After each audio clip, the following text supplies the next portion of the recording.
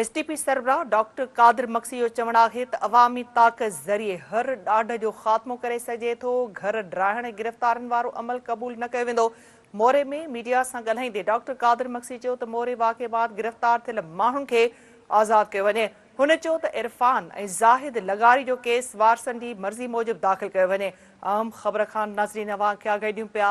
STP सरबराह doctor कादिर मक्सी जो चवणु आहे त अवामी ताक़त ज़रिए हर ॾाढ जो ख़ात्मो करे सघिजे थो।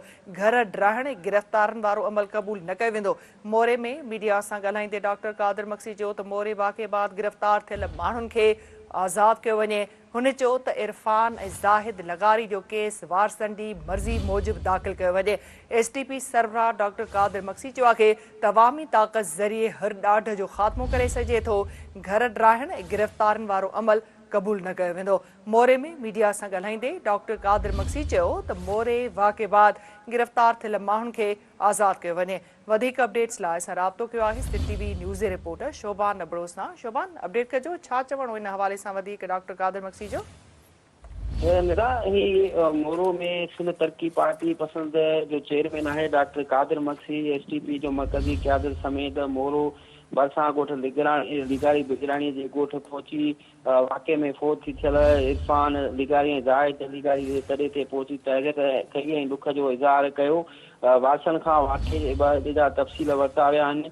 डॉक्टर कादिर मक्सीअ चयो त अवामी ताक़त ज़रिए हर ज़ुल्म ॾाढ जबर जो ख़ात्मो करे सघिजे थो।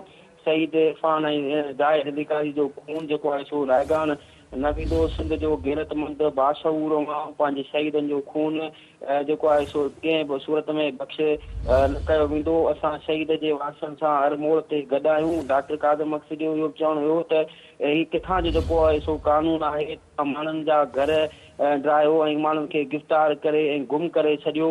इहो अमल जेको आहे सो नाक़ाबिल बर्दाश्त अमल आहे। असां हिन सॼी हुकूमत जी कारकरदगी खे सख़्तु लफ़्ज़नि जी मज़ामत कयूं था ऐं असां मुतालबो कयूं था त जेके गिरफ़्तार जेके माण्हू आहिनि उन्हनि खे फौरी तौर ते आज़ादु कयो वञे ऐं जेके शहीद थी विया आहिनि उनजो केस वारसनि पंहिंजी मूजिबि मर्ज़ीअ सां उन्हनि जो शहीदनि जो जेको केस आहे उहो उन्हनि माण्हुनि मथां जेको आहे सो दाख़िल कयो वञे। ज़ख़्मी जेके आहिनि सो उन्हनि जो पिणु जेको आहे सो केस दाख़िल कयो। ठीकु आहे शोभान, अपडेट करण लाइ वॾी महिरबानी।